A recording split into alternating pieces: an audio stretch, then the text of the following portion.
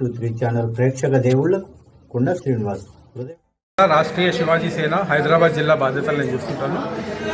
ఈ సందర్భంగా సోదరులు చెప్పినట్టుగా హిందూ సనాతన ధర్మ జాగృతి ఈ సభ ఇక్కడ బీరంగుట్ట మందిరంలో శివాలయంలో ఏర్పాటు చేయడం చాలా సంతోషకరమైన విషయం.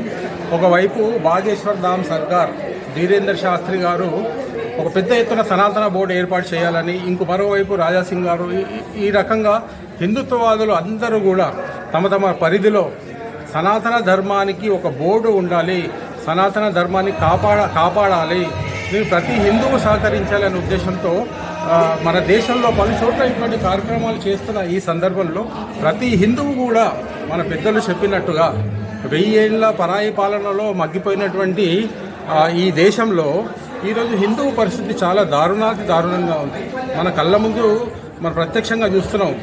ఒక గుడికి దేవాదాయ ధర్మాదాయ శాఖ అనే బోర్డు పెట్టి 100,000 లక్షల కోట్లని దోచుకుంటుంది ఈ ప్రభుత్వం. దాంతోపాటు లక్షల ఎకరాలని అన్యాక్రాంతం, అంటే మన చేతిలో పేరుకి మన పేపర్లో ఉంది హిందువులకు సంబంధించిన గుళ్ళకు సంబంధించినటువంటి సంపద అని, కానీ ప్రత్యక్షంగా వాటిపైన ఏ హిందువు కూడా వాటిపైన ఒక హక్కు కానీ వాటిపైన ఏదైనా నిర్వహణ చేద్దామన్నా కూడా ఎటువంటి సౌలభ్యం లేదు. హిందువు ఖచ్చితంగా మేల్కొలవలసిన అవసరం ఉంది. మన గుడి ముందు ఒక పూల షాపు పెడతాడు, వాడు మన దేవుణ్ణి నమ్మడు, శుభ్రత ఉండదు, వాడు అమ్మిన పూలు తీసుకొచ్చి పవిత్రంగా ఉన్న మనం పూజించే మన దేవుడి గుడిలో మనం వేస్తున్నాము. ఇది వాళ్ళ పొరపాటు కాదు, ఇది మన పొరపాటు. ఇక్కడ జాగృతం అవ్వాల్సింది హిందువులు. కాబట్టి దాదాపుగా 108 మంది పీఠాధిపతులు ఇక్కడికి రావడము, అలాగే హిందూ బంధువులు అందరూ కూడా ఇక్కడ వాళ్ళ ఆజ్ఞానుసారం ఇక్కడికి చేరుకోవడము వందల సంఖ్యలో చాలా శుభపరిణామం. దేశంలో చాలా చోట్ల ఇటువంటి కార్యక్రమాలు జరుగుతున్నాయి. మన ఐక్యంగా ఉంటేనే మనం బతకగలుగుతాము.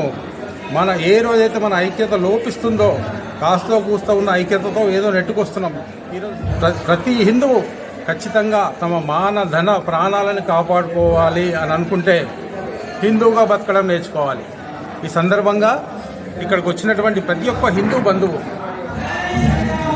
తమ పరిధిలో హిందూ ధర్మాన్ని కాపాడుతూ హిందూ సనాతన బోర్డుకి సహకరించాలని, అదే రకంగా ప్రభుత్వాలు కూడా ఈ హిందువుల యొక్క ఈ విజ్ఞప్తిని అర్థం చేసుకొని హిందువులకు సహకరించాలని కోరుకుంటూ జై శ్రీరామ్, భారత్ మాతాకి జై.